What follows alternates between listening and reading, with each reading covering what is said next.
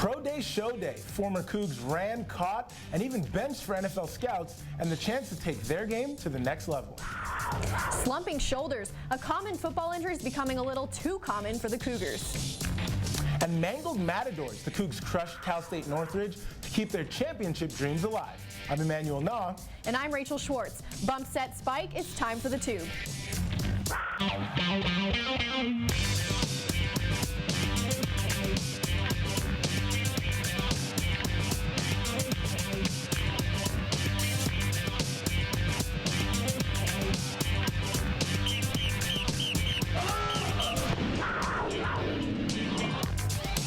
You know, Rachel, today's the last day of spring football, and I have to admit, it's been a little weird not seeing last year's seniors on the field with the team. Yeah, you know, you're right. It has been weird. We've missed the likes of J.J. Luigi, Corby Eason, all of those guys, but I think they've all been working towards taking their football careers to the next level. For sure.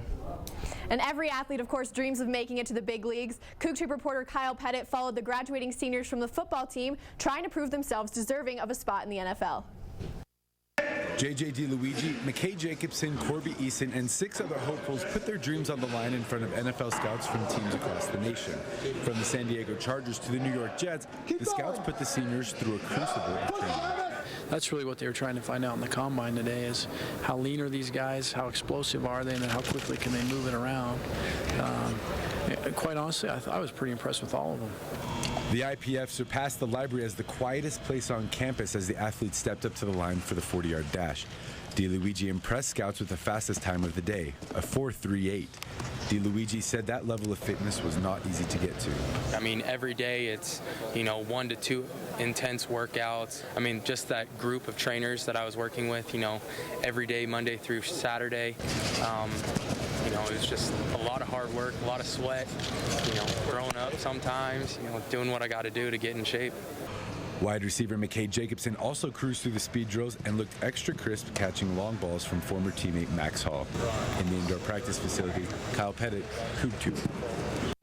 Coach Doman also said offensive linemen Matt Reynolds and Matt Putnam look to be in the best shape of their lives. Now the 10 Cougars will wait until April 26th for the NFL draft while the scouts review their game tape from their college careers. With more than 7,000 screaming fans ready for some BYU football, the Cougars held their annual spring scrimmage to showcase the new talent at Lavelle Edwards Stadium on Saturday afternoon. The practice was complete with referees and almost 40 full 11-on-11 plays to give fans a taste of what they'd been missing on the field. Backups and second stringers stole the show because most of the usual starters were sidelined, just so coaches would make sure that they'd be in full swing, by the season opener come September. After the practice, fans were invited for pictures and autographs of their favorite players. The Cougs headed back for another week of drills and have their last practice today. With spring training wrapping up, Cougar fans are looking forward to the fall. Cougar reporter Miranda Montgomery tells us why the Cougs' current injuries are making it hard to size up how we're going to play come August. One injury that seems to be making quite the appearance this season is one of the most popular athlete injuries in the nation.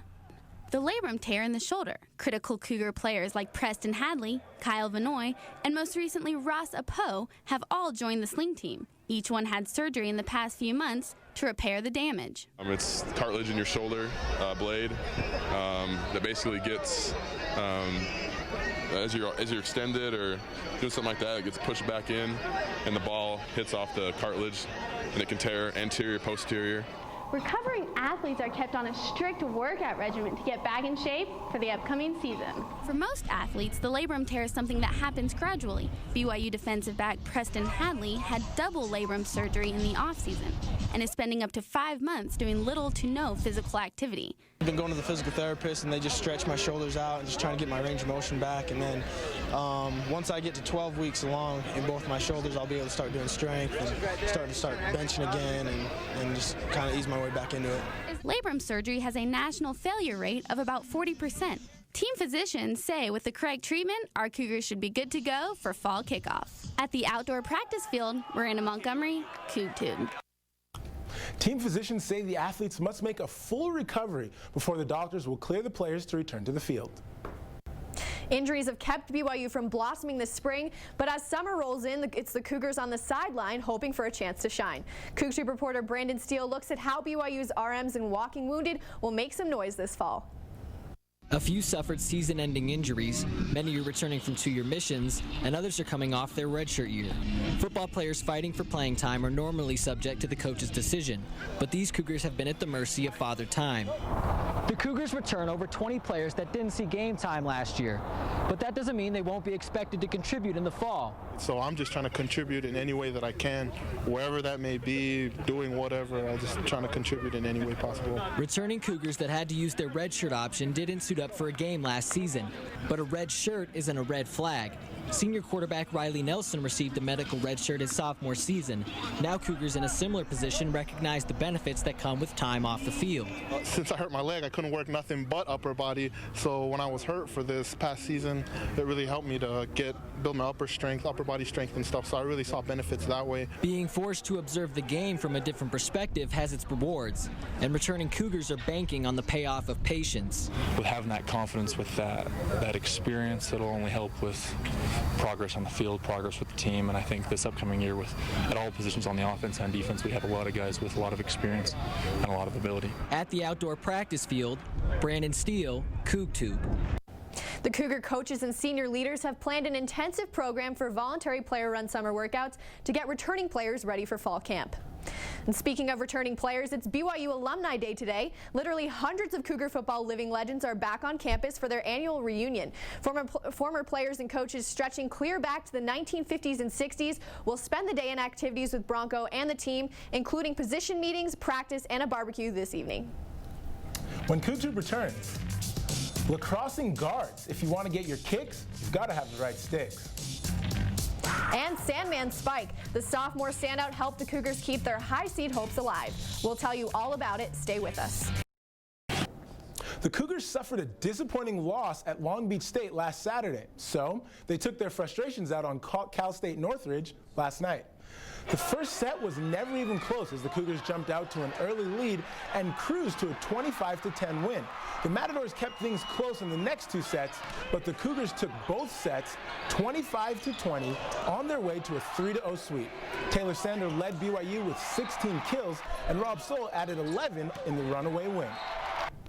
The victory keeps the third-place Cougars in the hunt for the #1 seed in the MPSF tournament, and BYU can help their seeding out even more next weekend when they head to UCLA to take on the second-place Bruins. The softball team is still perfect at home after routing Missouri-Kansas City in a doubleheader. The Cougars jumped out to an early lead in Game 1, scoring 5 in the first inning. Stacey Toney was an offensive spark. She drove in 2 with a double in the first. But that's not all she got. Toney sent one over the fence in the third inning to give the Cougars a 6-0 lead. Katie Manuma also homered in the first game, and sophomore pitcher Tori Allman threw 7 strikeouts over 6 innings. The Cougs win this one 8-2 and then sweep UMKC, winning the second game 16-1. Softball slugger Delaney Willard earned WAC Hitter of the Week honors after a sizzling 6-game stretch at the plate. Willard hit better than 400 with 2 doubles, 4 home runs, and 9 RBIs. Willard matches up with the best in the nation. She's in the top 10 nationally in batting average, home runs, on-base percentage, RBIs, and slugging percentage. One of the oldest sports on the North American continent, Native Americans invented lacrosse, and now our national champion Cougars make it look really good. CougTube reporter Clint Martinson shows the short and long success of BYU lacrosse on both sides of the stick. At first, lacrosse seems to be a game of running, some sort of hybrid between hockey and soccer. But there's more than meets the eye in this game. The trick is in the stick. Actually sticks, depending on which position you play. They found different ways to be able to make the game more competitive, and so as they did that, they decided that they'd have longer poles for the defense and shorter poles for the offense. The size difference between the two sticks give offensive and defensive players exclusive abilities. At twice the length, the long stick allows defenders to make checks, intercept passes, and make long throws downfield. To the offensive players who use the short stick to make quick passes, cuts, and shots on goal. The long stick gives defenders superior reach and extra defensive moves to keep the attack from scoring a goal. A poke, you can just kind of do a slap, or if you keep your hands pretty close together, you can kind of punch. But the short stick helps the offense with maneuverability and keeping the ball close to the body. With all the stick action, there's a lot flying around. And between short and long, it's always a battle to see who will win out. At BYU's North Fields, Clint Martinson, CougTube. Saby also says most players can toss the ball almost 100 miles an hour. You can see the ball fly and sticks in action tonight as they take on Arizona State at 7 p.m. at the North Fields. The baseball team clinched their first win of the 3-game series with a 4-3 victory over the University of Nevada. Right-hander Chris Capper pitched just well enough to beat the Wolfpack for the first time in over 3 decades. The Cougars are sitting at an 11-9 record and face off in Reno again tonight to see if they can do it one more time. And it looks like baseball will be one of 9 BYU teams to face new competition in a few seasons. The University of the Pacific officially accepted the WCC's invite to join the conference in 2013. The Tigers, who call Stockton home, are making their second appearance in the West Coast Conference after being one of the conference's founding schools in 1952. And the awards keep piling up for senior forward Kristen Riley. The Associated Press named the Cougar captain honorable mention All-American. Riley led the Cougars in both scoring and rebounding with more than 11 points and 8 rebounds per game, and earned WCC Player of the Year and All-Conference honors, as well as 2 WCC Player of the Month awards. She became the 22nd member of BYU's 1,000-point club and led the Cougars to their first WCC tournament title and their first NCAA tournament berth since 2007. Everybody knows Jennifer Hampson is just flat out ridiculous. She's a dual sport athlete, leading volleyball in scoring and averaging 33 blocks a season on the basketball court. Guess what she's done this time? USA Volleyball selected Hampson for the 2012 Women's National A2 team. The 6'7" sophomore showed up for tryouts in February during a basketball bye week, along with other college-eligible and post-grad athletes who tried out for the team as well. BYU head coach Sean Olmstead says this is a great opportunity for Jen. She'll be starting training with the USA team in June. When CougTube returns, Lone Star Leaping, the Texas Relays, is more than just a meet for some BYU athletes. It's a homecoming too.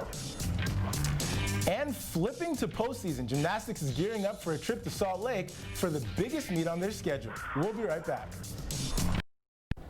With BYU track and field making their transition from their indoor to outdoor season, they're setting their sights on Austin, Texas, where they hope everything is bigger, including their scores. CougTube reporter AJ Swartwood ran with BYU track to get the scoop. On your mark, get set, go. The BYU outdoor track and field season is officially underway, and the Cougars are ready to run, vault, and throw. They'll get their chance this weekend at the Texas Relays, the second biggest event in the nation. And I've been going to Texas Relays since I was sophomore, freshman in high school. And it's just a great atmosphere. Like, I love going to Texas Relays. BYU's hurdlers, sprinters, and pole vaulters will experience the electric energy of the competition. It just gets you pumped up. Your adrenaline's rushing just because there's so many people there and just good athletes all around. As the second largest competition of the year, BYU's track and field team is set to make its mark at the Relays. It's really a fun setting, and especially we try to help those kids that are on our team who are from the state of Texas. More than just an exciting event, the Relays help the Cougars evaluate their progress. It's a little early in the season to tell exactly where we stack up against the rest of the nation, but I think here in the next couple of weeks, Texas Relays will be critical for putting us up on the board. With all eyes on Texas this weekend, the BYU track team will look to hurdle the competition and run away with victory. At the Robeson track, AJ Swartwood, CougTube. After finishing a disappointing 14th place in the indoor finals, the men's outdoor track and field team says they are working toward a top 10 finish this spring. Santa Clara came to town to face our women's tennis team, and the number 72 ranked Broncos came out on top.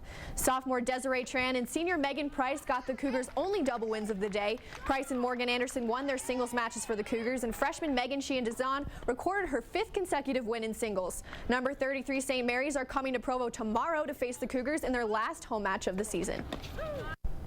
Women's volleyball is already hitting off spring to get ready for their foreign tour this summer. The Lady Cougars took on University of Utah in an exhibition game. The Utes took the first 2 games, but it ain't over till it's over. And the Cougs battled back, winning the next 3. BYU might match up with the rivals again as they travel to Salt Lake tomorrow for a tournament at the U.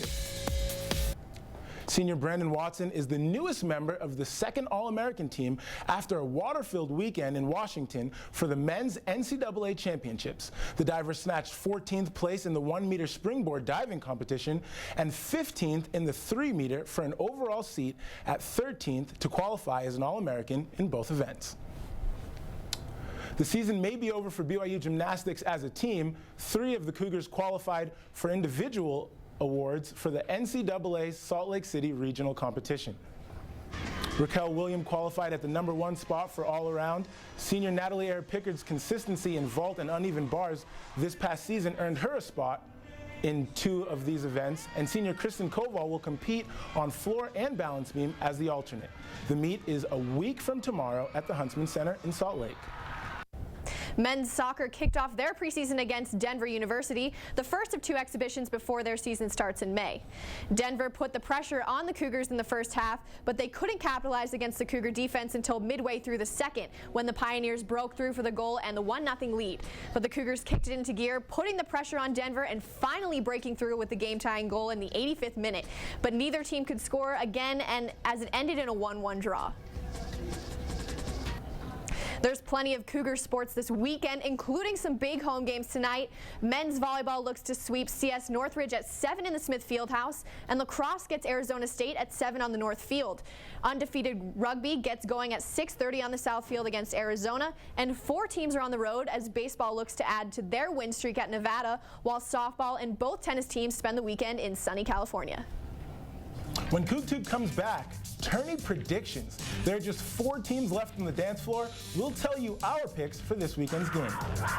And it looks like we're wrapping up the winter season as well, with one last snow shower. We'll have your 11 game time weather when we return.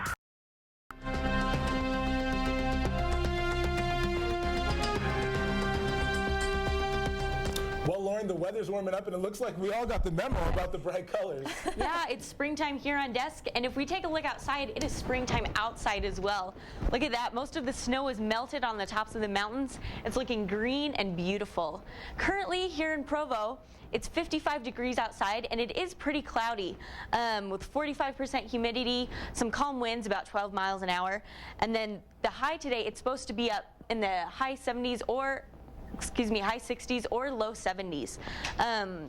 However, later tonight, those temperatures will be dropping. We've got a low of 53 degrees, again, still partly cloudy, and our sunset is looking to be gorgeous, and that'll probably hit right about 10 minutes before 8 o'clock tonight. So if we want to take a bigger picture, we can look and see what we have coming in for this weekend. We can see some colder winds coming up through the northwest coast, and so those won't be hitting Utah until later this weekend, but as we see, we will be experiencing some rain or snow showers depending on how cold the weather is. So if we want to bring it back in, let's look at our highs from across the state. We've got 64 in Logan, 71 in Provo, and all the way up to 80 in St. George. So it is definitely that time of year.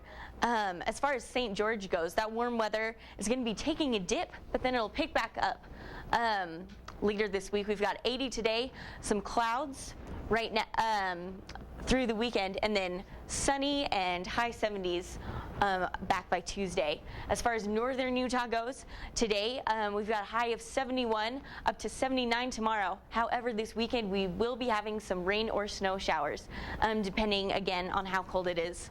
But it should be back in the 60s by Tuesday, so it's looking good. And now it's time for the best part of the show, predictions. I wasn't here last week, but I know everyone picked Indiana versus Kentucky and NC State versus Kansas in the NCAA tournament. And so heading into week 10, E-Man is at 8-4. The Reporters currently hold a 9-9 record, and I am at 6-4. And we welcome Lauren this week. It's her first time making predictions, so she'll start with a clean slate. This week, of course, we are picking the Final Four games. This is going to be an exciting weekend in college basketball, to say the least. We have Ohio State versus Kansas and Kentucky versus Louisville, and it looks like the Reporters and Lauren are going for the Jayhawks to take the win against Ohio State, and E-Man and I have faith in the Buckeyes. This is the second time these two teams will meet up this season. Kansas took that first victory, so I think the Buckeyes will come hungry looking for this win. And then for Kentucky versus Louisville, everyone but Lauren is going for the favorite, Kentucky. This is going to be a great matchup, no question. When you have two big rivalries like Kentucky and Louisville, you never know what can happen. So I think it's really anyone's game. It's true. My family just moved to Louisville, so I feel like I have to represent. Rock Chalk Jayhawk, baby. Well, yeah, for the Ohio State-Kansas, I mean, Ohio State I think really has a chance, but I think Ohio State definitely has a chance. Sullinger hasn't been playing to his best, so you look for him to come out of his shell a little bit, and figuring out where they're at right now, who would have thought? Yeah, you know, I'm looking for Deshaun Thomas to step up. I think he is going to be a key contributor. He's been one of the most explosive scorers recently. That's true. It's going to be a crazy matchup. Well, the beauty of March Madness is we never really know what's going to happen. That's so we just get to sit back and watch. Unless you look at my bracket, and I usually always know what's going to happen. I'm just going to say that. I'm just going to throw that out there. But you know, the great thing is that in the Kentucky game, that is a rivalry of two big coaches, two high-quality coaches going head-to-head, and I mean, that's just going to be a great game. Of course. Can't wait. Yeah, I can't wait for it. Well, that's CougTube for Friday, March 30th. If you want another look at the stories we did today or to share with your friends, check out the CougTube section of our website, 11news.byu.edu. Thanks for joining us. Have a great afternoon. Go Cougs.